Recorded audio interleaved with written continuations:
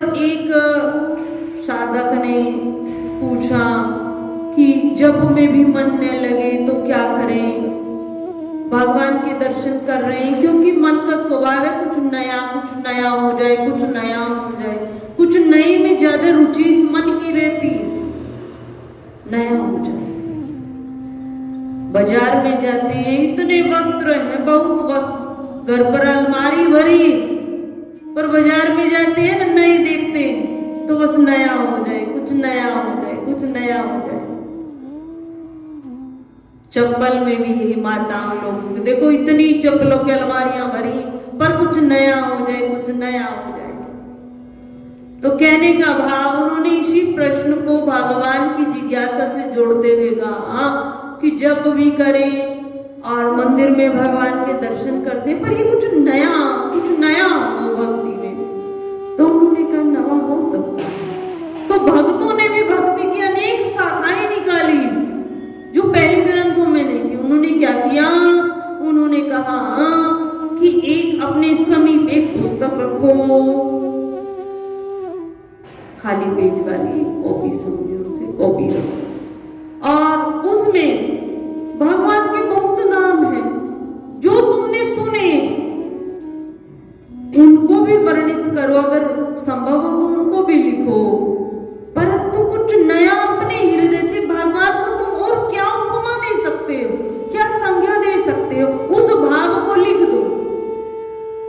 और कहा कि जिस नाम को तुम जपते हो, उस नाम जप को, प्रणव अक्षर को हटाकर जो सामान्य है, उस जप को लिखना प्रारंभ करो। देखो तुम्हें कुछ नया अनुभव होगा, कुछ नई कला सीखने को तुम्हें मिलेगी। और भक्ति में भी ये नया है, भक्ति की एक नई शाखा है कि मन जब बाहर भी स्थिर न हो पाए, भगवान के मंदिर जाए, वहां भी शांति न मिल पाए, जप करे उसमें भी चपलता चंचलता रहे, जप कर रहे हैं पर विचार कहीं और, बैठे कहीं और, तभी ज्यादा होने लगे।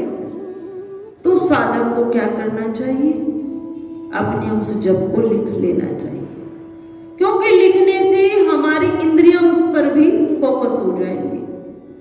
हम उसको लिख रहे हैं तो हमारी इंद्रियां, आंख भी उस पर लगी, हाथ उस पर लगे, और चित्त में हम देख रहे हैं हाँ हमारा अक्षर ठीक है नहीं है, तो हमारा शरीर भी वहां लगा और हम लिख भी रहे हैं, मन से हम लिख रहे हैं हाँ हमने सही लिखा। तो लिखने से मन स्थिर हो जाएगा, उसको लिखना प्रारंभ कर दीजिए और आपको नया भी अनुभव होगा। आप जो भी करें, भगवान के उस भाव को जो आपके हृदय में उदित होता है उसको लिखें। तो ऐसा संतों ने माना। तो कहने का भाव, भगवान की 24 अवतार कहे गए हैं, इन 24 अवतारों में भगवान की लीलाएं, भगवान ने इस धराधाम पर आकर क्या क्या विविध लीलाएं की, वो सब वर्णित है, लिखित में वर्णित है। परंतु संत भी इस धराधाम पर आए और संतों में भी अपार कृपा रही है।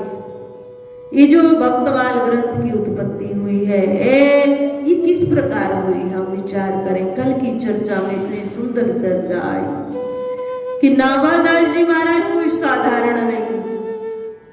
अभी नाभादास जी को तो उनके गुरु ने आज्ञा दी, पर वो इतनी ऊंची स्थिति पर पहुंचे, इसके पीछे का कारण क्या है? इसके पीछे के यदि हम कारण में जाएं तो नाभादास जी महाराज एक ऐसे परम शिष्य हैं जिन्होंने संतों की झूठन पाकर ही अपने जीवन को व्यतीत किया।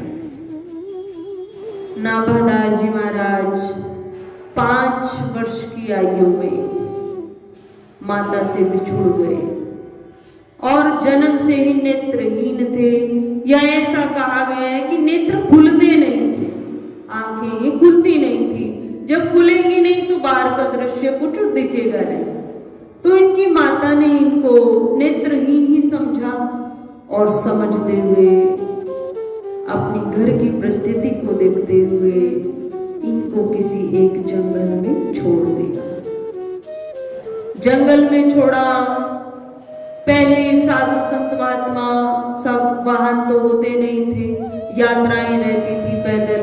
तो वहां से जब 3 दिन नाभादास जी महाराज उस जंगल में रहे, अकेले एकांत में, 5 साल का बच्चा एक जगह बैठा है, आसपास किसी मानव की कोई आवाज सुनाई नहीं दी, परंतु 3 दिन पश्चात ईश्वर की कृपा हुई तो वहां से पूज्य गुरुदेव अग्रदास जी महाराज और उनके साथ में एक संत और भी वहां से आ रहे थे। तो देखा इस जंगल में एक बालक बैठा। बालक को तो डर लगता है, अकेला बालक, छोटी सी अवस्था। तो जैसे विचित्र घटना को देखा तो उस बालक के समीप गए और उससे वार्तालाप किया, तुम कौन हो, यहाँ क्यों बैठे हो?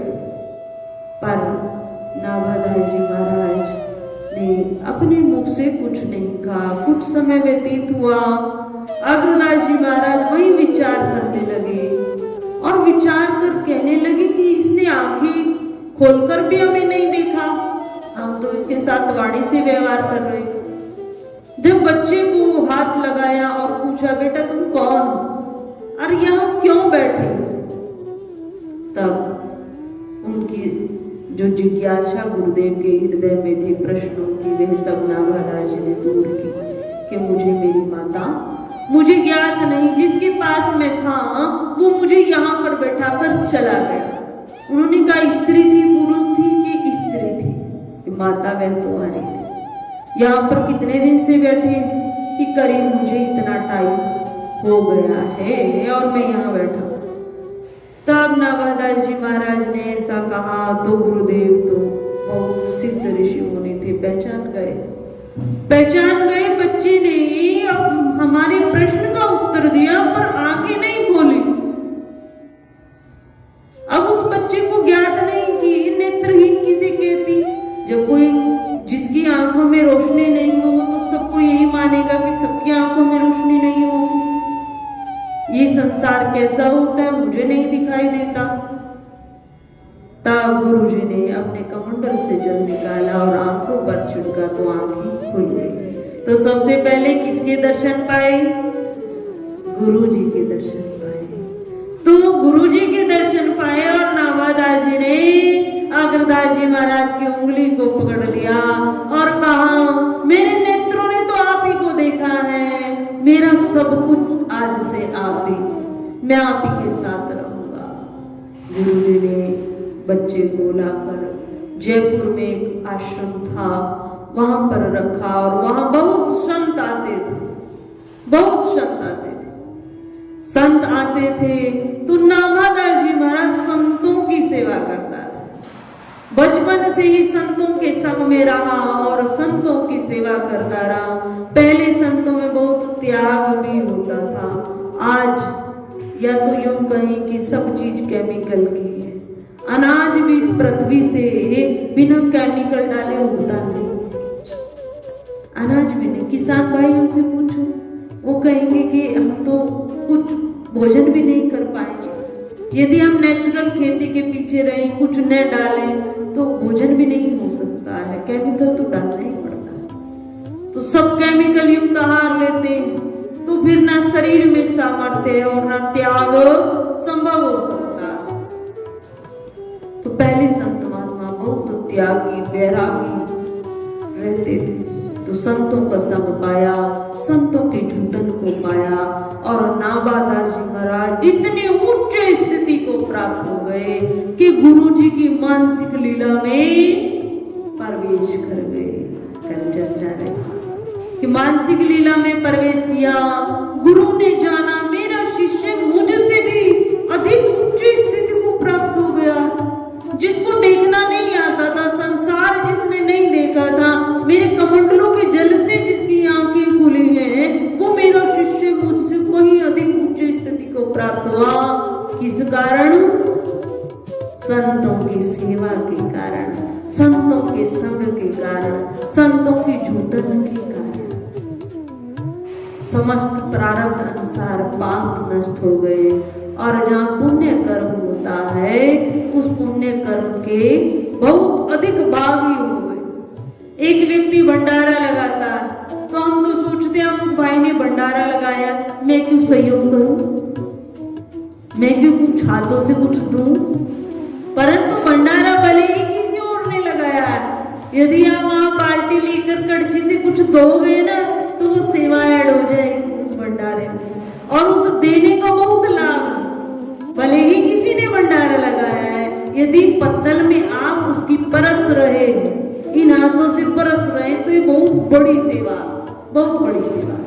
प्रेम संग यदि आप किसी को पवा देते हैं, किसी का अन्न है, किसी का अर्थ लगा है, किसी भाई ने बनाया है, पर परसा आपने, तो ये बहुत बड़ी सेवा है। अगर कहीं मिल जाए तो छोड़ना मत। परसने की सेवा, केवल थाली में परसने की सेवा, जल पिलाने की सेवा मिल जाए, ये भी बहुत बड़ी सेवा है, बहुत बड़ी सेवा।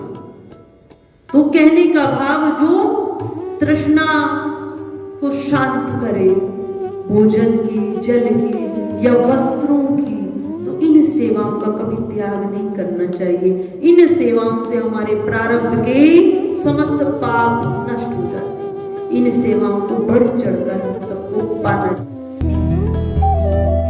परम पूज्य श्री साध्वी ब्रह्म ज्योति सरस्वती जी के प्रवचन प्राप्त करने हेतु दिव्य वाणी चैनल को सब्सक्राइब करें,